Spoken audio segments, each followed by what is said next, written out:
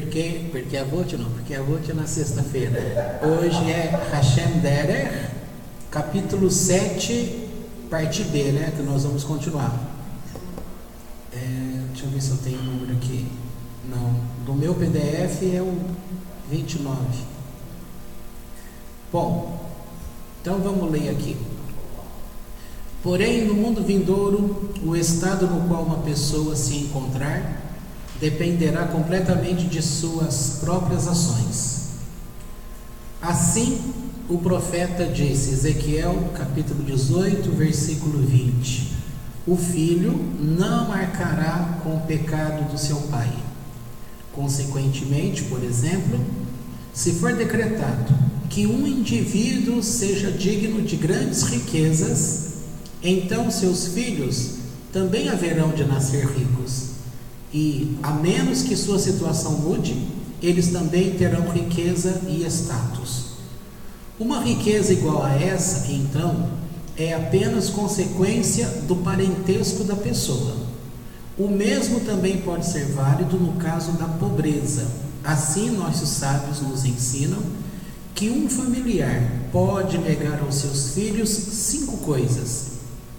Portanto, é possível que um já nasça com o bem como resultado do seu parentesco, e também é possível que mais tarde ele obtenha o bem, em consequência do mérito de seus pais.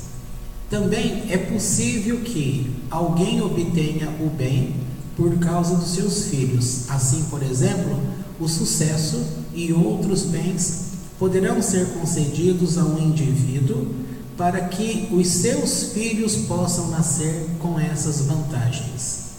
Deixa eu dar uma paradinha aqui.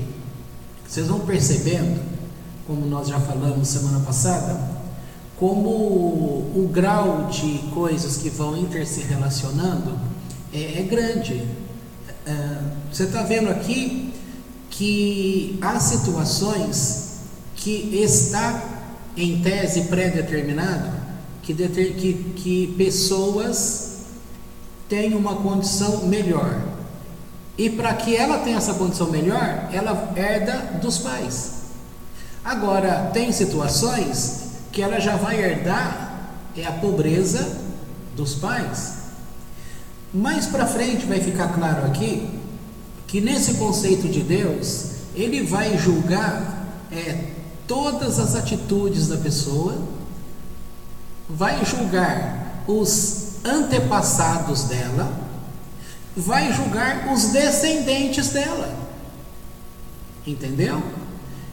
Esse tipo de coisa, para nós que fomos evangélicos um dia, isso daqui vai entrar naquele caso da folha borrada.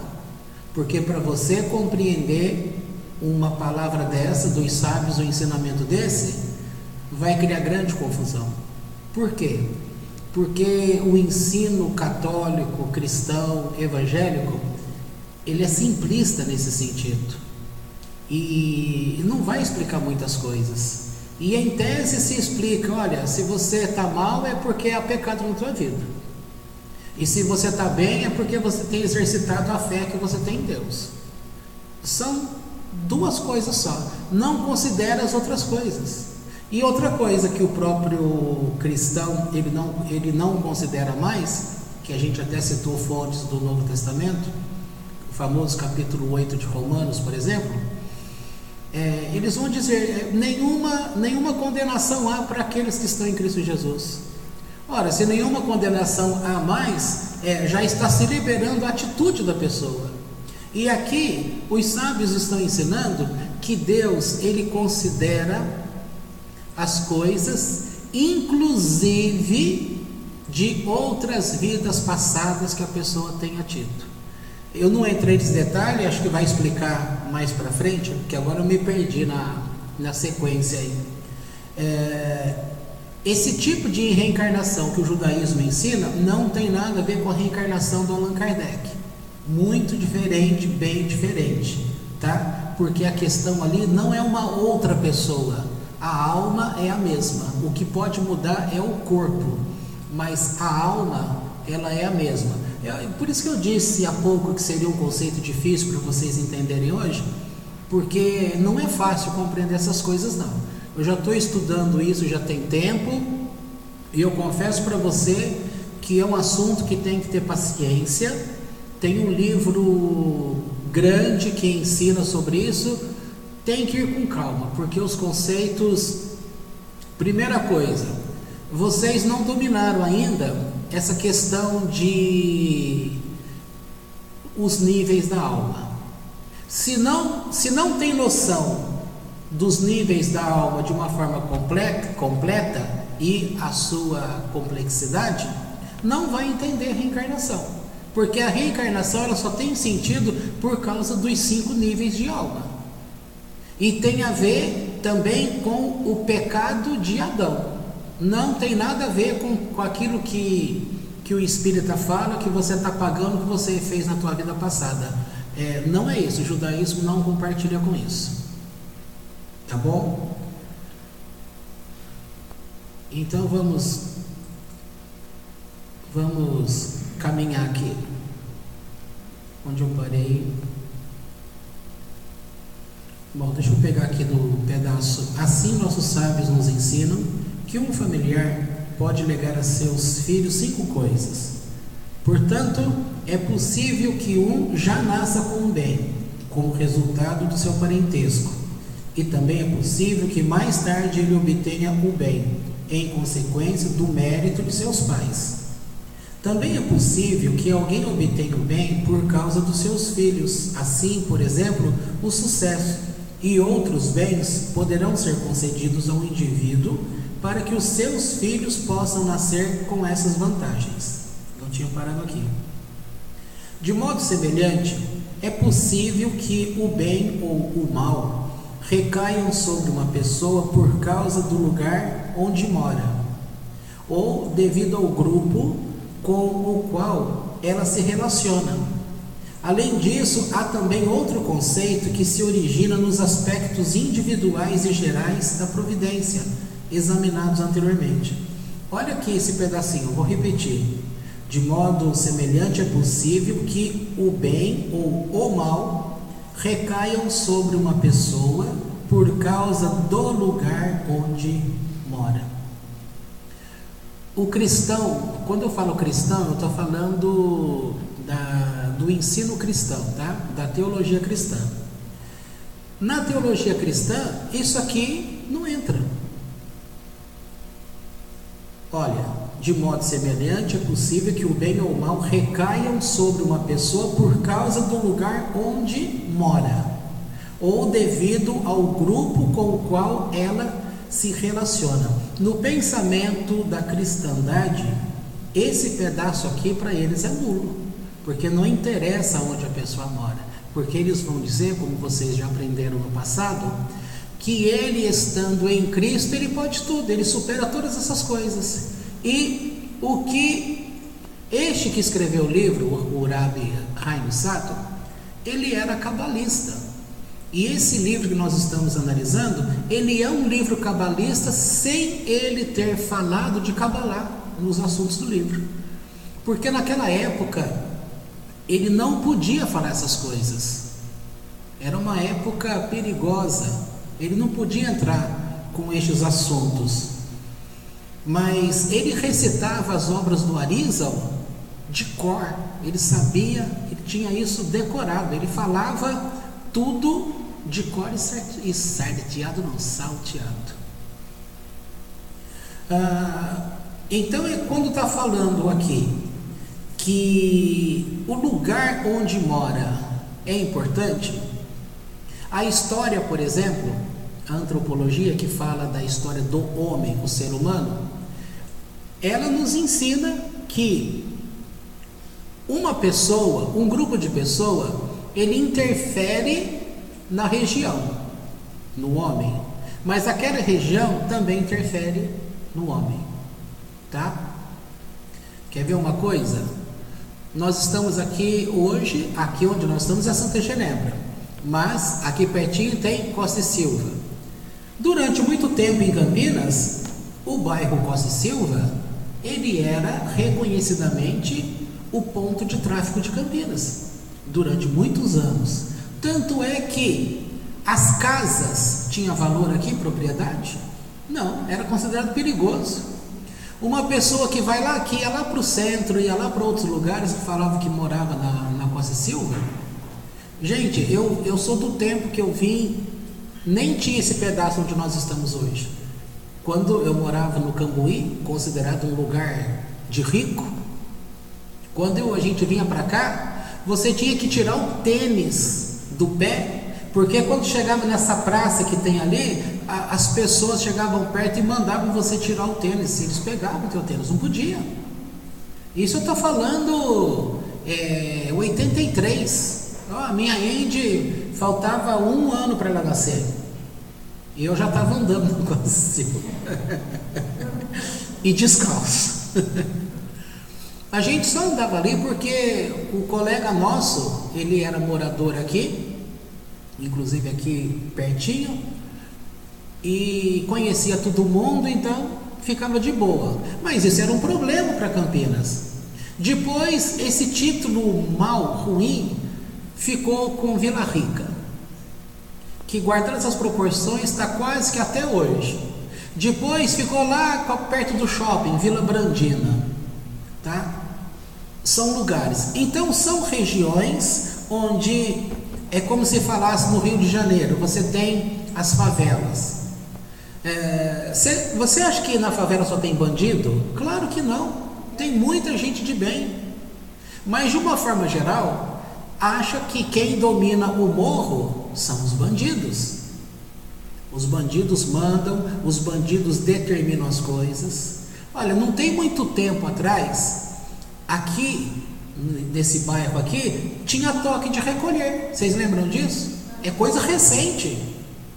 Ninguém saia na rua depois das 10 horas. Era a ordem do PCC. Tá? Então, esse tipo de coisa, ele vai... uma criança que nasce, que convive com essas coisas, ela vai dar um tipo de pessoa. Se ela nasce e está numa outra comunidade, onde as pessoas são livres, sem dar exemplo do agora, é só lembrar, eu venho de uma cidade, nasci em Pinhal, praticamente com 1 mês de vida, né? Mas eu nasci em Aparecida, e saí de lá rapidinho. E lá a nossa infância foi uma infância maravilhosa. Agora, em que ajudou isso? Na formação da nossa personalidade, em confiança, entendeu? Agora, quem nasce nesses tempos atuais, nessa confusão dessas coisas todas, ele tem pelo menos 2 ritmos. Ele está correndo o risco de se tornar um bandido, de ser amante da bandidagem, tá? Ou ele pode ser um cara que vai totalmente às avessas disso, o oposto disso. Claro que dentre um ponto e outro você tem o gradiente de cores que eu usei aquele dia, que vai formando uma pessoa, tá? Eu estou falando essas coisas para você ver que a Torá, quando fala que será que se Noé vivesse no tempo de Abraão, ele seria justo? O que a Torá está te dando como comparação? Esse ensino dos sábios, mostrando o quê? Que o lugar. Agora, é sabido que no tempo de Abraão tinha sim um reinado forte do politeísmo, onde o rei era Nimrod, tá? Já era uma sequência de Nimrod, tá? E este Nimrod, ele tinha dado ordem para queimar. Ele trouxe uma ameaça para Abraão, que se ele não parasse de falar de monoteísmo, de que havia um único Deus, ele seria queimado. E Abraão, ele não se intimidou. Então veja só, o ambiente onde ele morava, inclusive a casa dele, o pai dele era fabricante de ídolos. Por um lado, não alterou a vida dele, mas alterou a vida de muitas pessoas. Não o deixou covarde, mas acovardou um monte de outras pessoas. Entendeu? Então tem sempre essas situações. Por isso que o Eterno vai considerar as tuas atitudes, elas terão peso. É diferente o Gabriel, que é meu filho, ser um menino bom, com boas virtudes, se ele vem de um lar onde o pai teve boas virtudes, onde nós vivemos num bairro que, guardadas as proporções, tem boas virtudes, diferente de uma criança que vem de um local que eu falei, daquelas favelas perigosas, tá? São conceitos diferentes. Então a atitude de uma pessoa aqui, mas de uma pessoa de outro lugar, desses perigos, o comportamento daquele outro bom vai ter mais peso do que o dele bom aqui. Os dois são bons, mas não tem o mesmo peso. Entendeu? O pensamento cristão ignora tudo isso. Então, quer dizer, aceitou o Salvador, acabou tudo, o resto, você não tem história mais. O teu passado já não conta mais, antepassados não conta mais, a descendência não conta mais. É uma coisa muito egoísta, só serve para a pessoa. E o plano de Deus fica muito limitado nessa visão cristã, tá? Não sei se vocês estão conseguindo entender o que eu estou tentando mostrar. Por que é que aqui está dizendo que Deus considera as atitudes do passado? E vai dizer também que Ele considera as atitudes de todas as vidas que a pessoa teve, se no caso a alma dela precisou passar pela reencarnação. Lembrando mais uma vez que esse tipo de reencarnação, eu não ensinei isso para vocês, não vou começar a falar disso porque é um assunto mais complicado. Vocês precisam dominar outros assuntos primeiro, para depois compreender essa questão. Isso aqui passa pelos níveis de alma, que também não é um assunto fácil para quem está começando aí. Tá? Então esse livro, ele fala de coisas extremamente complexas. Então veja só, 2 parágrafos que ele tá falando aqui, com certeza dá um volume de livro desse tamanho escrito, se for explicar. É muito conteúdo. Eu comentei semana passada a qualidade desse autor, como que ele consegue em poucas páginas, tá? Vou arredondar para 100 páginas, em poucas páginas falar de um histórico que começa na eternidade de Deus e termina no Olam Rabá, no mundo vindouro, passando por todo o período da Terra em 100 páginas. Você vai pensar assim, ou o autor não explicou nada, seria um livro ruim, ou ele foi muito útil, conseguiu com objetividade te dar as diretrizes, e é isso que ele conseguiu. Tanto é que no prefácio desse livro o editor diz assim, traduzir esse livro, ele está explicando, é muito difícil, porque se fosse pegar de uma linguagem do hebraico direto, ia ficar impossível transcrever o livro. Então ele fala, não foi feito em si uma tradução ao pé da letra, mas foi feita uma interpretação daquilo que está escrito. Porque para passar esses conceitos, você não pode pegar aquilo que a palavra hebraica diz e colocar em português o que ela diz.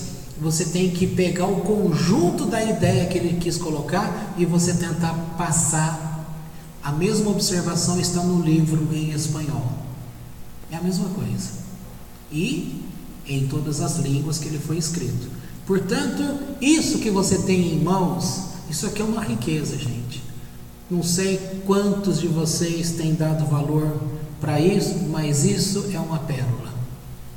E as pessoas deveriam compreender, porque aqui está mostrando como foi que Deus pensou na criação, executou, como as coisas se tornaram criadas, no caso o mundo criado, e como ele estabeleceu como seria o juízo dele para o homem nesse período de terra. e como seria o juízo dele para este mesmo homem, alma, no período que ele deixasse a terra e passasse para o mundo vindouro. Tá? Vamos ler mais um pouquinho. De modo semelhante aonde eu parei, é possível que o bem ou o mal recaiam sobre uma pessoa por causa do lugar onde mora, ou devido ao grupo com o qual ela se relaciona. Além disso, há também outro conceito que se origina nos aspectos individuais e gerais da providência, examinados anteriormente. Quando a sabedoria suprema considerou todo o necessário para retificar a raça humana e transformá-la na comunidade aperfeiçoada, discutida anteriormente, ela viu que sua meta seria levada adiante. Se algumas pessoas pudessem beneficiar a outras e ajudá-las a alcançar um lugar nessa comunidade.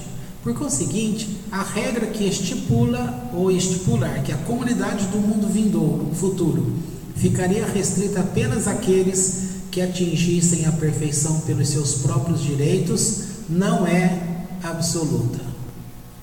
Então aqui está dizendo que no mundo futuro, esse mundo vindouro, ele é pensado em patamares, ele é pensado como uma comunidade. Isso aqui é o que você aprendeu como o céu, como o paraíso do cristão. Morreu, vai para o paraíso, vai para o céu, tá? Que é muito diferente do que está sendo declarado aqui.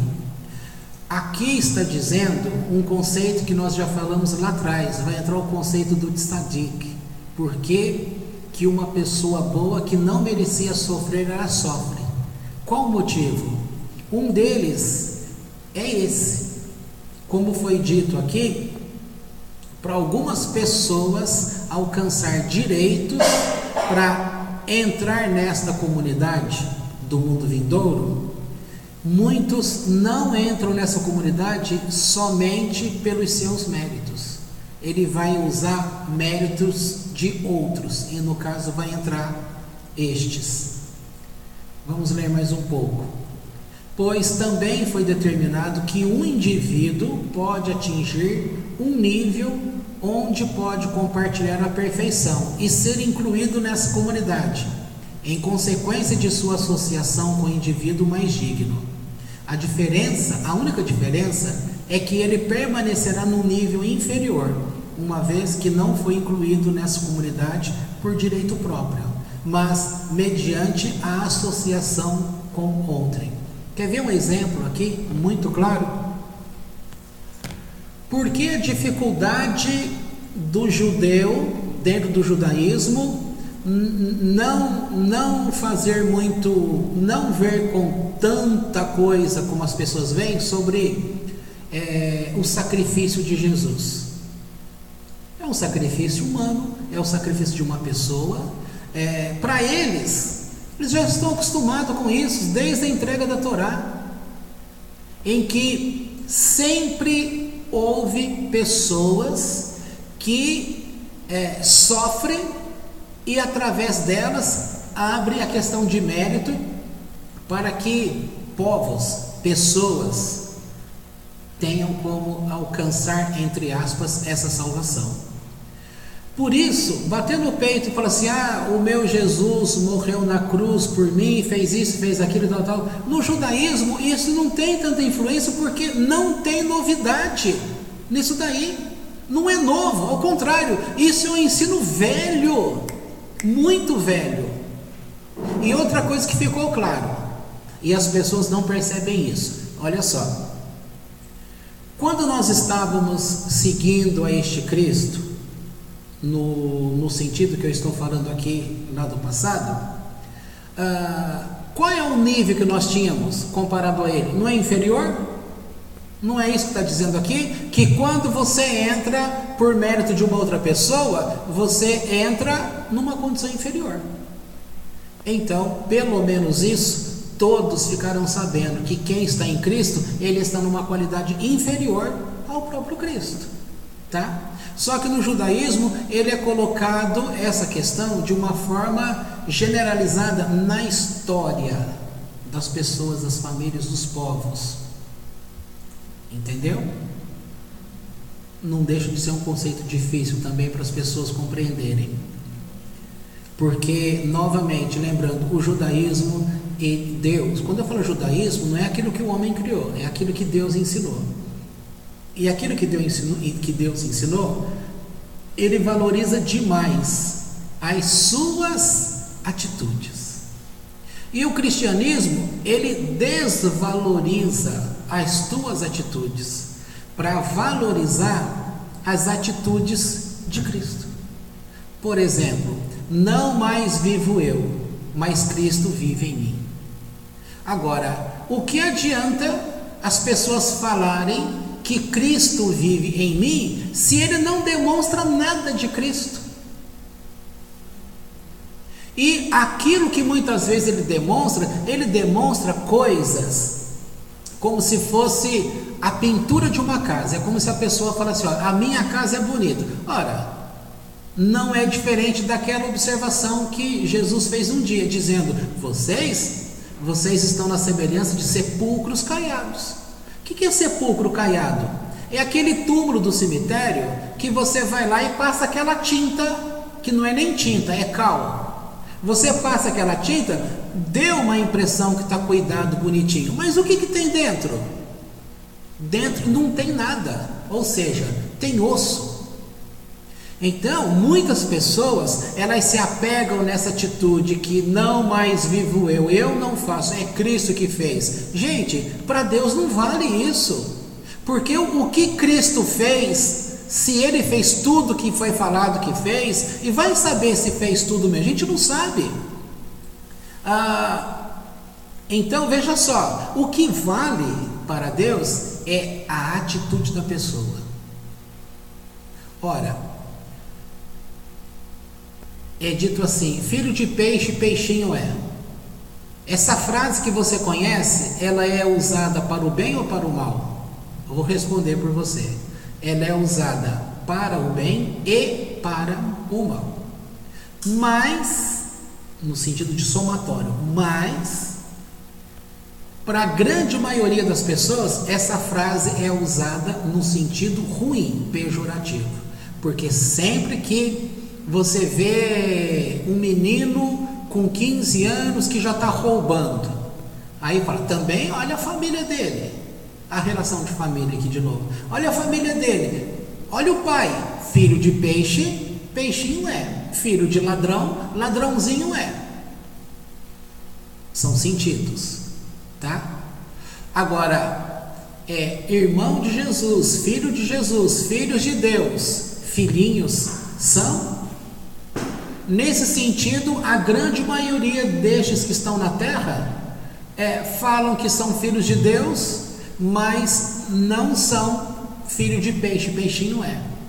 Porque as ações das pessoas, os religiosos, aqui estou incluindo todos, geralmente fala é o papo, é o que porque avô te diz, você tem que falar menos e agir mais. Para Deus tem que ser atitude. Eu não posso me esconder atrás de uma obra que Jesus fez e falar que tudo na minha vida é por causa dele, mas eu tenho que agir. Assim como o ensino da Torá, eu tenho que agir. A Torá é a Torá de Deus, ele entregou a Moisés. Entregou a Moisés, Moisés ensinou aos da grande assembleia, mas até chegar neles, ele ensinou a Arão, o sacerdote, ensinou aos filhos, o herdeiro do sacerdote, e ensinou a Josué, ensinou aos anciãos, e assim foi passando a Torá oral, de mão em mão, de mão em mão, até chegar nos nossos tempos. Pois bem, se não praticar, o que vai adiantar?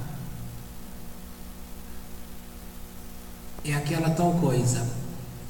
Israel, o judeu, ele é colocado assim, que é um povo santo, tá?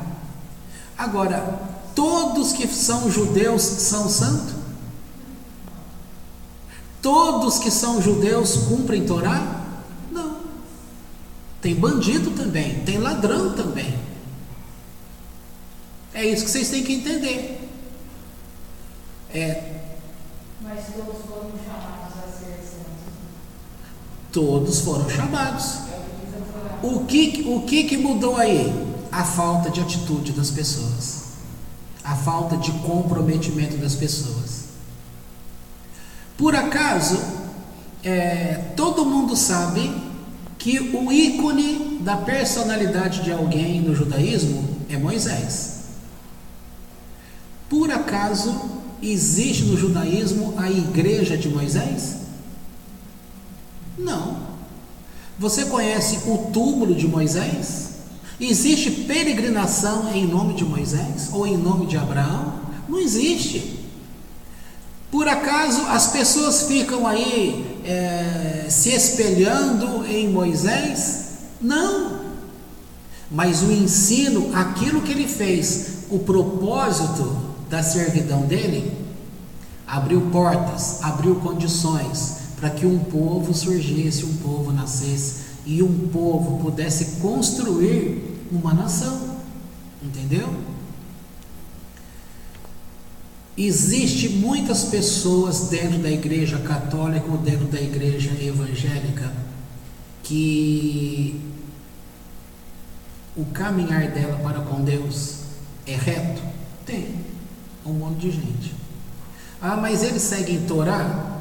Eles não seguem Torá, mas eles praticam muitas coisas que estão na Torá. E como eles aprenderam isso? Isso aqui é uma prova como a Torá, de fato, ela está dentro do coração das pessoas.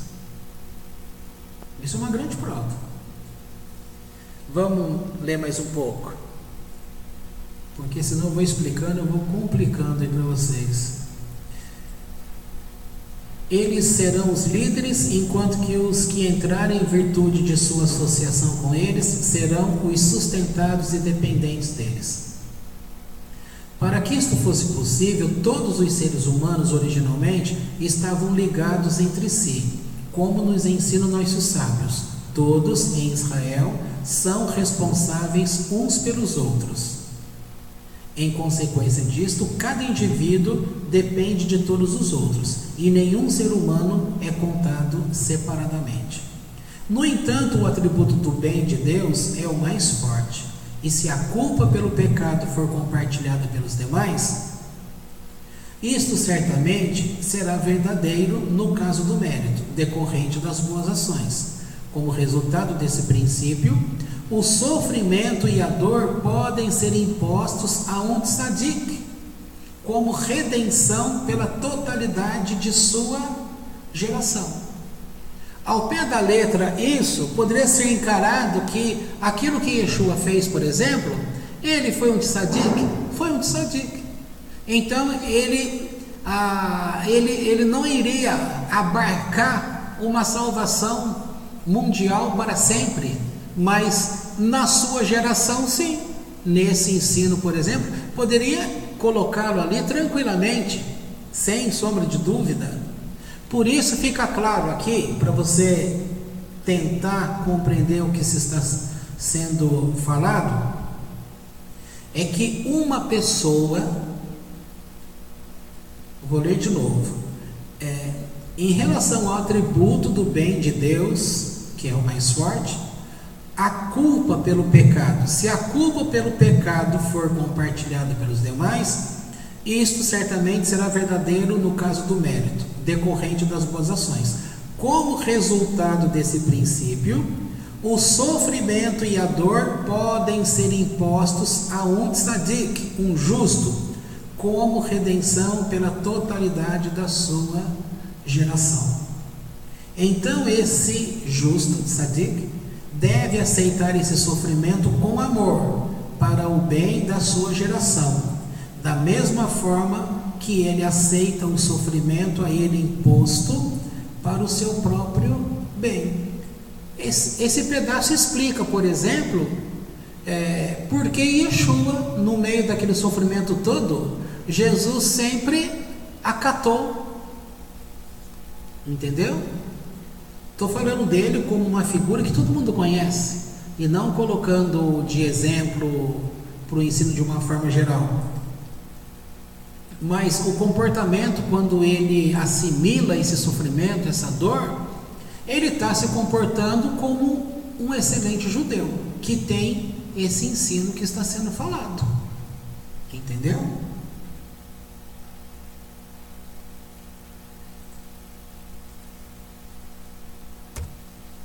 Deixa eu ver.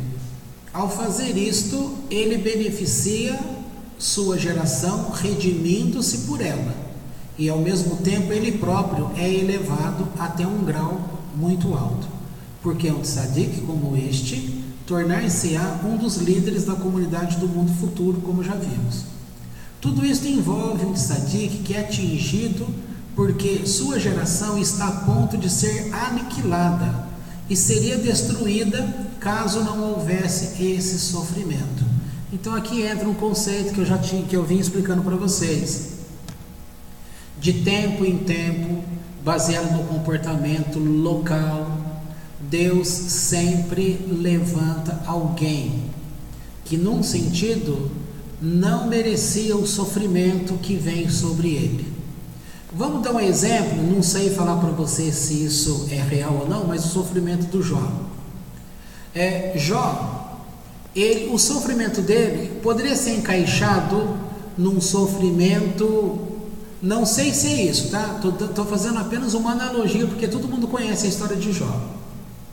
Então imagina assim, se a geração do Jó fosse de pessoas terríveis, pessoas que a maldade chegou a um ponto que eles estavam beirando a serem aniquilados, a semelhança do ensino cristão do inferno, tá? É isso que eu quero dizer. Mas Deus, Ele luta e deseja que as pessoas tenham condições de se voltarem a Ele. Como elas não têm condições delas para ter mais oportunidade, então Ele vai usar, abrindo portas de oportunidade para elas, através de uma outra pessoa. É a mesma ideia quando você aprendeu na igreja cristã. Por que você vive?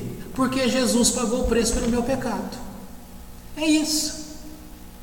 Este exemplo que mostra a morte de Jesus, o sacrifício dele, é o que tem no ensino judaico, que de tempo em tempo Deus usa esse tipo de situação.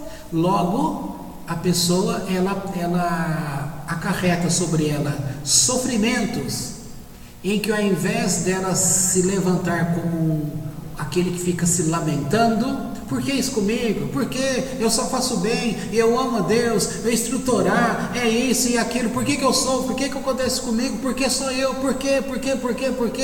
Não, ele quando compreende que ele é um instrumento desse de Deus, então ele recebe aquele sofrimento, porque aí entra novamente o exemplo de Jesus, quando ele fala, para isso eu vim. Como que ele iria reclamar do sofrimento dele, se ele veio para isso? Se muitos destes são levantados, tá? Em nome de tudo que é religiosidade, sempre teve os extremos, e sempre teve pessoas que deram as suas vidas, pagaram um preço e se transformaram em mártir. Aqui no Brasil, quem que não lembra da escravidão?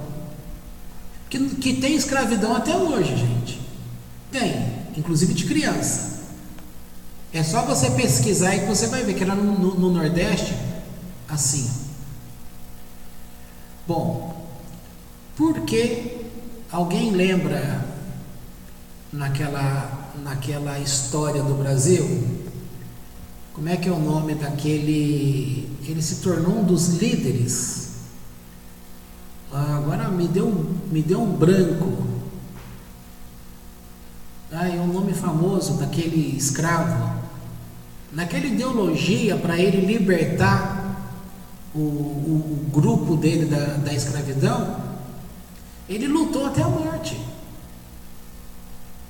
Nossa, alguém lembra do nome? É um nome muito famoso, da época dos escravos.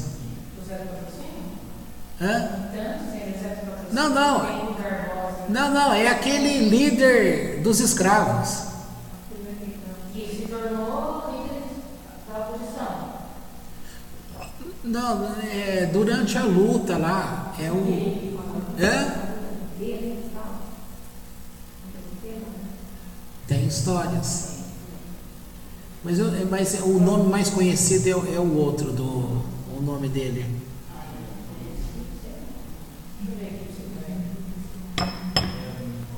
Passou série na Rede Globo sobre ele. Eles montavam aquele acampamento lá deles, tal. O cara se tornou um líder.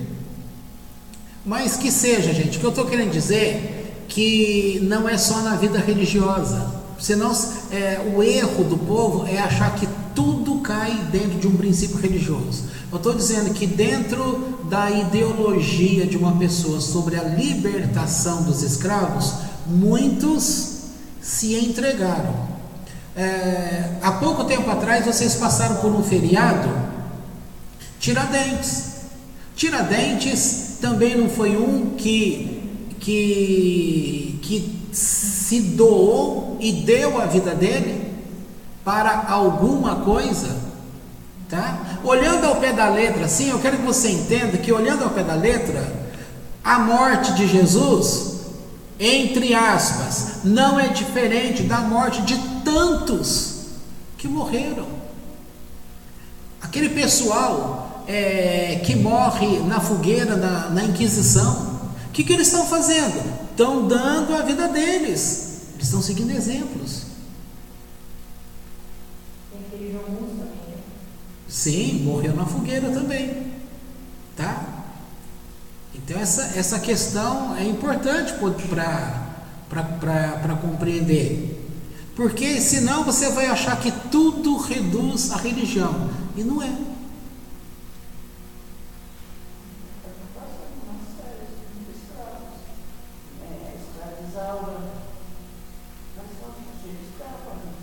Sim, está tudo dentro do...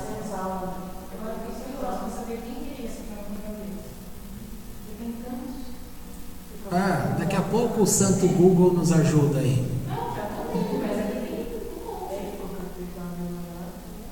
Joaquim Nabuco, Eusébio de Queiroz, Visconde do Rio Branco, todos eles são grandes abolicionistas. Não, mas eu não estou falando de abolicionista desses aí, que esses aí são brancos. Não, mas tem negros também. Não, eu estou falando do negro dos escravos, entre eles lá. Ele era o líder, ele estava ali no meio do povo, no meio deles. Não era alguém que faz os... Não é esse título, eu quero o nome dele ali o nome de batalha. Daqui a pouco a gente acha. Contudo, dentro desta mesma categoria, existe uma classe muito mais alta do que esta.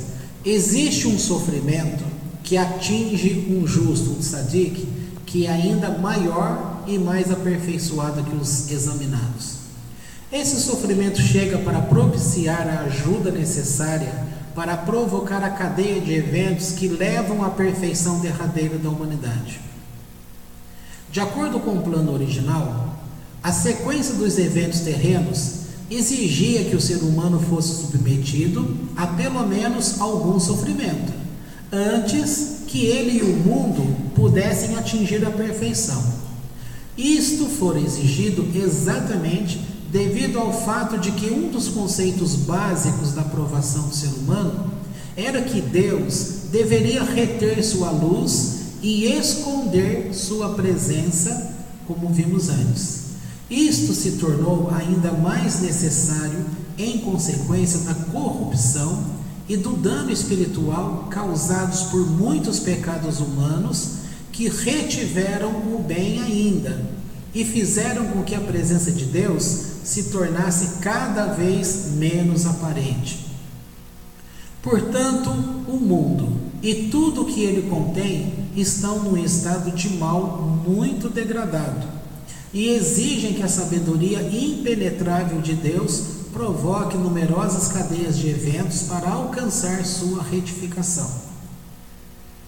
Então está dizendo que a atitude das pessoas contribuíram para que houvesse esse afastamento ainda maior, desse distanciamento de Deus. E por consequência, favorece para que Deus trabalhasse em cima de algo que pudesse favorecer a como este pessoal na terra pudessem se retificar.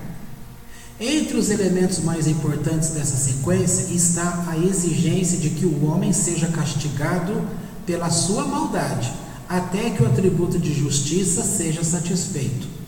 No entanto, Deus organizou as questões de modo que indivíduos aperfeiçoados possam retificar coisas no lugar de outros indivíduos, como vimos antes.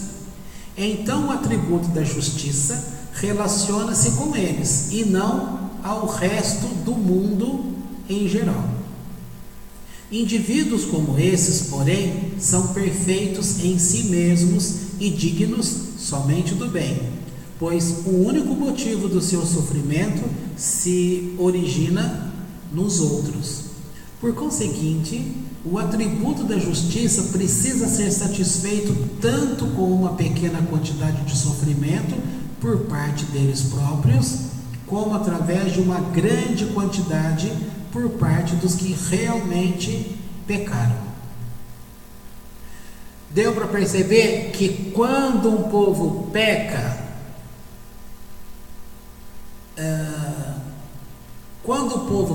tem que vir o castigo, eles têm que receber a paga, correto? Mas também está dizendo que o justo também recebe a paga, ou seja, o sofrimento em nome dessa grande quantidade de pessoas que estão como pecadores. Deu para entender que os dois estão na mesma posição? Um recebendo a paga, o povo, porque realmente eles merecem, é a justiça. Mas também a justiça de Deus, para dar um pouco de tempo para estes, que um sofra em nome de outros. É sofrimento para um povo, é sofrimento para um, mas os dois estão tendo sofrimento, um pela causa do pecado e o outro por causa do pecado daqueles que pecaram. Por isso, fala no começo aí do texto que você leu, que a gente é influenciado, não sei a palavra, não é influenciado por pessoas, enfim, no lugar onde você mora ou questão... Correto, né? O lugar e o convívio com pessoas.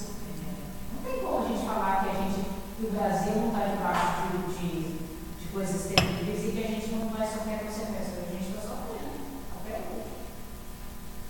Assim como o próprio judeu está sofrendo até hoje. Todas as nações estão assim. Sim.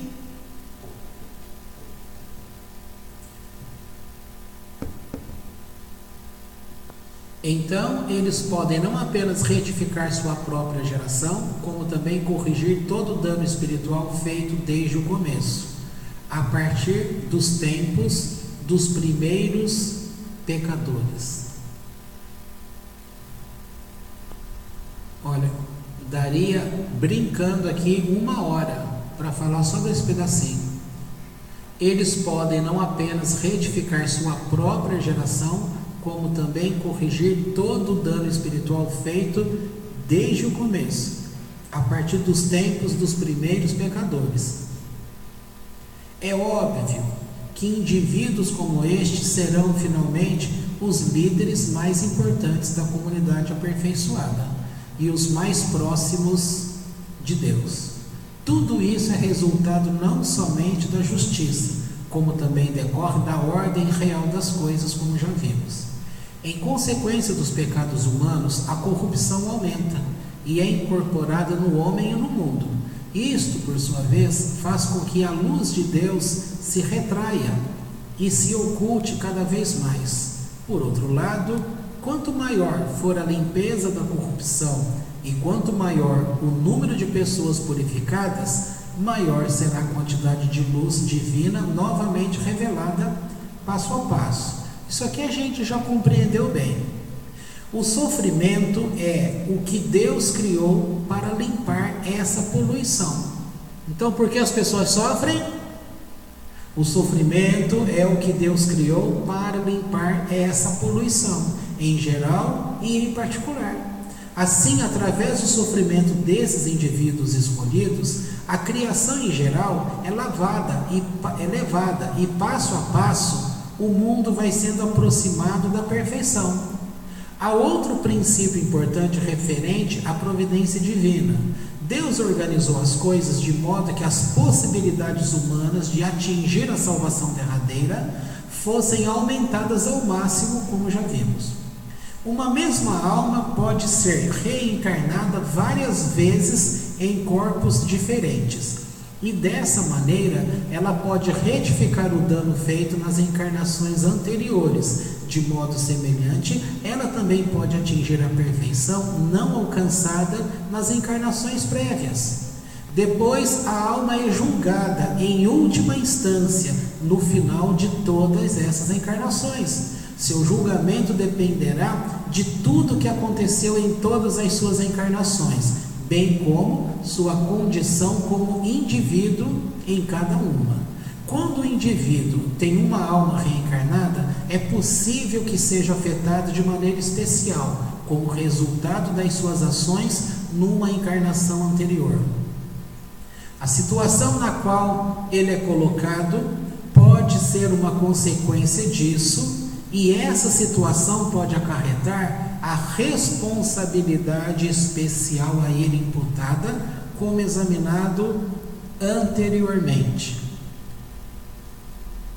Só para dar um exemplo simples, esse tipo de coisa traz muita confusão, porque a doutrina espírita de Kardec, que fala sobre a reencarnação, no dia a dia aí, que a gente desde criança vai ouvindo essas coisas, a gente corre o risco de misturar o que foi falado aqui com o tipo de reencarnação que eles ensinaram, tá?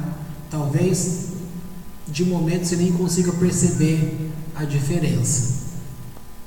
Mas aquela novelinha que passou na Globo 6 horas da tarde, umas 2 atrás, que chama Além do Tempo, mostra 2 fases. A primeira fase, a gente vai vendo as pessoas, o comportamento delas, a maldade delas ou a bondade delas. Na fase seguinte, 150 anos depois, já está tudo atualizado, está aí tudo já com metrô, com o tempo atual nosso, com tecnologia. São as mesmas pessoas com os mesmos nomes e com pequenas alterações. Dá para perceber que tem alguns que vieram melhores e tem outros que insistiram na maldade, tá? Isso foi falado aqui, mas também isso é um dos pontos que o Espiritismo ensina. Por isso que eu estou falando que tem coisas que são parecidas e leva a pessoa a fazer confusão nesses ensinos. Por outro lado, fica complicado, né? Ficar falando essas coisas. Eu disse que não ia ensinar, mas de repente, se eu não falo nada aqui, você está correndo o risco de achar que isso aqui é Allan Kardec. Não é Allan Kardec. Onde eu parei? Vamos ver. O conceito de reencarnação encerra muitos detalhes, inclusive a maneira pela qual o indivíduo é julgado de acordo com uma encarnação. Um exemplo que o Arizal traz, me ajuda a lembrar aí, Gabriel. O Caim,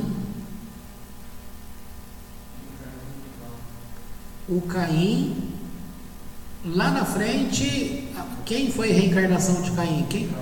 Hã?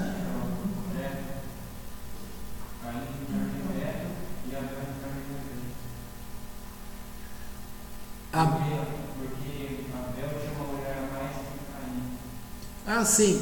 Aí depois ele troca o pecado de antes e vai lembrar o Isso, tá. Então uma das histórias que o Arizal traz da própria Torá não sei se vocês ouviram lá, o Jetro e Itró, que é o pai da mulher de Moisés, e quando fala, não é a alma completa, hein?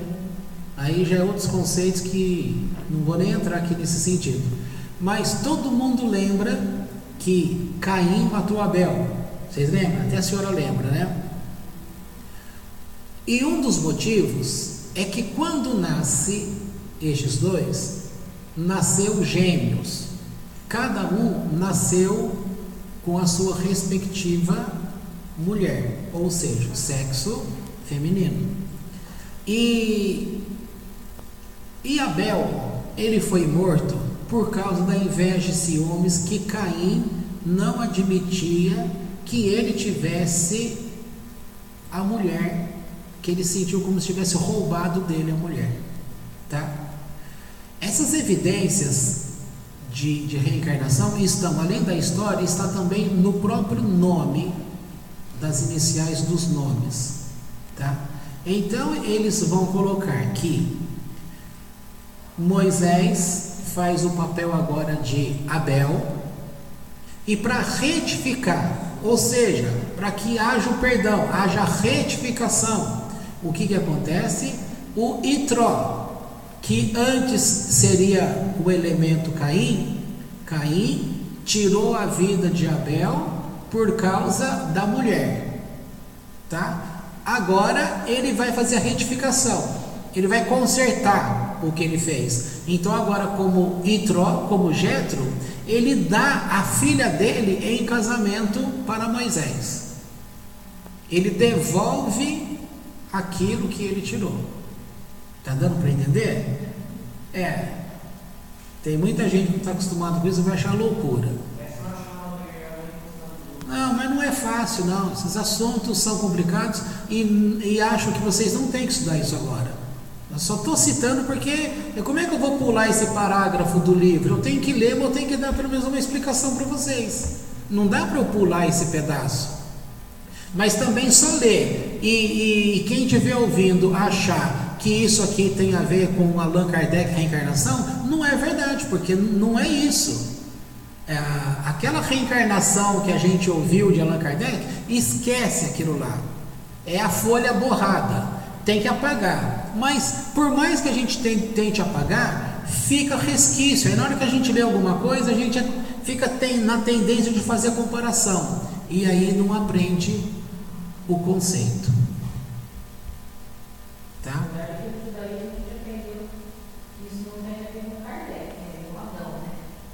Justamente. Por isso essa questão, se a gente for estudar a fundo, tem que ir na origem. Porque uma das perguntas...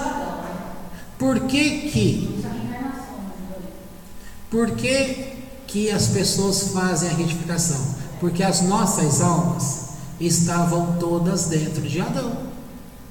Sabe quando o apóstolo Paulo fala porque todos pecaram e estão destituídos? Que pecado é esse que o apóstolo Paulo está falando? É o pecado de Adão. E todos nós, como alma, a alma matriz é a alma de Adão. Só que houve que nem um Big Bang, uma explosão. O vaso explodiu e essas almas foram espalhadas. Então é necessária essa retificação, tá? E por isso que cada um tem responsabilidade para fazer essa retificação, inclusive da terra, dos objetos, das coisas, mas sempre voltado àquela moradia que nós tínhamos, que é Adão. Deixa eu ir para frente, senão eu não termino aqui esse capítulo 7, preciso terminar, já estou com o tempo estourado.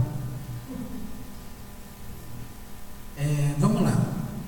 Contudo, o ponto crucial é o fato que tudo é verdadeiro e justo, como afirma a Torá, em Deuteronômio 32, versículo 7. A obra do Criador é perfeita, todos os seus caminhos são justiça. Nenhuma coisa criada pode englobar os pensamentos de Deus, nem a infinita profundidade do seu plano. Somente sabemos que Como todos os demais conceitos similares, o princípio da reencarnação como uma das experiências humanas também segue a regra do julgamento imparcial, como foi determinado por Deus, para aperfeiçoar a humanidade em geral. De todo este exame, concluímos que há muitas causas diferentes e diversas para tudo o que acontece ao indivíduo neste mundo, seja ele bom ou não. No entanto, é importante mencionar que isto não significa que todo evento seja sempre resultado dessas coisas. Então, são apenas todas as causas possíveis, mas às vezes as coisas podem ser provocadas por uma ou às vezes por outra causa. No entanto, a sabedoria suprema percebe e sabe o que é melhor para retificar toda a criação. Em seu desígnio profundo, ela pesa tudo junto e dirige cada elemento individual da criação de acordo com isso. Apesar de a criação ter sido organizada para obedecer à relação de causa e efeito, não necessariamente cada causa tem o mesmo efeito. Quase sempre muitas causas estão em jogo e em muitos casos uma está em contradição com a outra. Assim, por exemplo, o mérito dos seus pais pode habilitar o indivíduo para a riqueza e a prosperidade. Por outro lado, suas próprias ações podem exigir que ele seja pobre. Exemplo real. Eu tenho exemplo na minha família. Tá? Eu sei que eles vão ouvir, talvez vão ficar até chateados comigo. Mas o meu tio, irmão da minha mãe, mesmo dentro da pobreza dele e atitude de saber fazer negócio, ele gerou dinheiro, tá? Se foi só com coisa boa, não sei te dizer. Se teve coisa ilícita, também não sei te dizer. Uns dizem que sim, outros dizem que não. A verdade é que eu estou pegando bens, tá? Ou você acha que todo mundo que apresenta riqueza foi tudo coisa limpa? É muito difícil. Então o que eu sei é que o meu tio, irmão da minha mãe, ele tinha um certo dinheiro e o que ele preparou, concorda que ele deixou um caminho preparado para os filhos? Tá. O que os filhos fizeram? Ele morreu, deixou uma casa para cada filho, pelo menos. Todos os filhos mantêm a casa? Não. Só um manteve. Entendeu? Só um manteve. Os outros perderam a casa. E os negócios, os outros bens, que era a herança, souberam administrar? Não souberam. Mas não foi só a administração, é como está dizendo aqui, é a atitude das pessoas. Então também pode ser a ação que já vem de eternidade. Embora uma pessoa conquistou riqueza, mas a pessoa recebe aquela riqueza, mas ela está determinada a ser pobre. Aí ela perde aquela riqueza. As pessoas que ganharam na loteria, do dia para a noite ficaram ricos. Em um ano teve gente aí, um cara que ganhou na loteria, ficou milionário. Em um ano ele perdeu tudo, voltou a ser pobre. Tá? É o que está dizendo aqui. Não adianta você querer explicar todas as coisas simplesmente causa e efeito, porque ele está dizendo que às vezes uma causa ela não vale como efeito para outra situação, às vezes está até contraditório. São muitos os exemplos, as variáveis, tá? O que ele está tentando jogar é mostrando as possibilidades das coisas para que você tenha um princípio de compreensão, tá? Outra coisa que a gente conhece muito bem é que muitas pessoas herdaram até indústrias de pais. Perderam tudo. O homem deu a vida para fazer aquele dinheiro, deixou para os filhos. A psicologia diz o que sobre isso? Em tese, que quando, olha a sabedoria popular, quando você recebe uma coisa de graça, não se valoriza. Por isso aquele ditado: aquilo que vem de graça vai embora rápido. Então você ganha um carro bom. Ele é um carro bom. Imagina só, a minha irmã tem um carro. Vamos dar exemplo, não vou nem falar o carro dela. Vamos imaginar que ela tenha um Civic, tá? Que ela comprou trabalhando. Ela vai valorizar esse carro? Claro que vai. Ela sabe o que está ali é o dinheiro do trabalho dela, talvez de anos e anos de trabalho. Aí de repente você ganha na rifa um Civic. Eu sei que não. Tá bom, você ganha no X-Cap. Você ganha um Civic no X-Cap. Será que você vai ter cuidado, amor por esse carro, com toda dedicação? Ele veio para você como fruto de uma sorte. Não te doeu no bolso. Você não sabe o que é pagar prestação, o que é trabalhar duro para conquistar aquilo. Aquilo não foi uma conquista, foi simplesmente uma ocasião de sorte. Aí aplica-se o que? Veio fácil, vai fácil. A pessoa não cuida, não faz aquilo, porque ela pode pensar assim: eu simplesmente ganhei, foi um acaso. Então, se eu perder, não estou perdendo nada, porque eu também ganhei. Mas muitos pensam assim, gente. E aqui está o erro de pensamento de pessoas. Mas tem o inverso, né?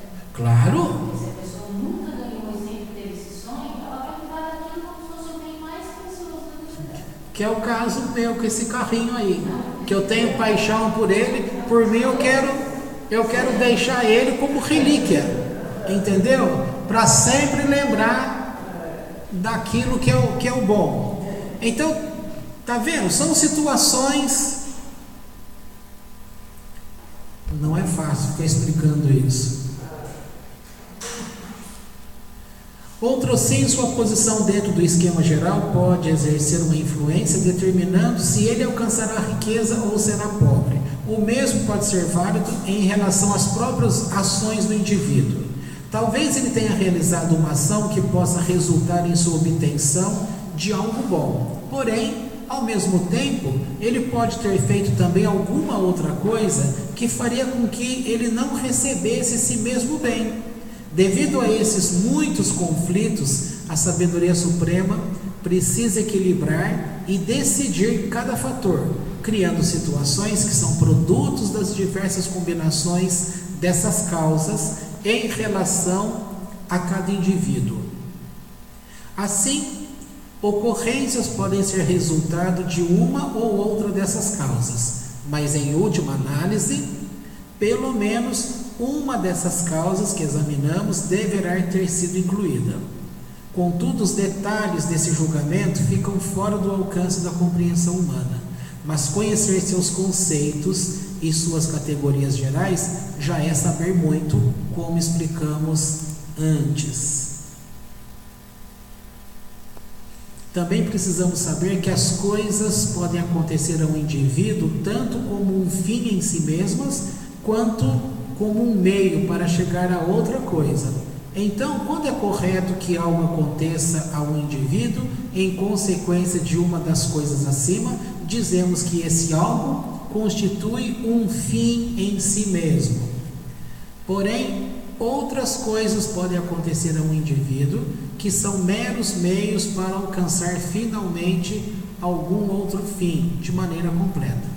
No que diz respeito a esses meios, o profeta diz, Isaías capítulo 12, versículo 1: eu vos agradecerei, Deus, apesar que tu me mostraste raiva. Nossos sábios explicam que isso se refere a uma situação onde a vaca pertencente a uma pessoa quebrou uma pata e caiu, e em decorrência disso, ela achou um tesouro enterrado. Também aplicam-no ao caso em que alguém escapa de uma calamidade por causa de alguma coisa que ele possa ter considerado inicialmente como inconveniente, grave. O exemplo dado é o de uma pessoa que queria embarcar numa viagem pelo oceano e foi detida e perdeu seu navio. Então o navio afundou e, como resultado desse inconveniente, sua vida foi salva. Meios como esses podem estar destinados a afetarem o próprio indivíduo ou a influenciarem outros. Portanto, algo pode acontecer com uma pessoa visando trazer o bem ou o mal a outra. Vocês lembram um amigo nosso que teve aqui, não vou falar o nome, que a gente está gravando aqui, é indelicado, mas um amigo nosso aí, ele estava muito sensibilizado quando lembrava de uma situação, quando ele estava num grupo, não companhias boas, e para voltar para casa, eles tinham um rodízio de carona. E aí, ao invés dele de carona com uma pessoa, ele perdeu aquela carona e uma outra pessoa que foi no lugar dele. E aí ele ficou chateado. Só que 2 quilômetros na frente, houve um acidente com aquele carro e a pessoa morreu. Aí, quer dizer, de triste que ele ficou, aí ele ficou alegre, porque se ele tivesse ido, ele teria morrido, tá? Todavia, a sabedoria suprema determina o que deve recair sobre cada indivíduo e, da mesma maneira, decreta os meios pelos quais isso deverá acontecer. Tudo é determinado, em última análise, com a mais perfeita precisão de conformidade com o que é realmente melhor. Acabamos, gente, graças a Deus por isso. Então, terça-feira que vem, a gente vai para a parte 8, que vai começar falando sobre Israel e as nações, tá bom? Então podemos encerrar por aqui.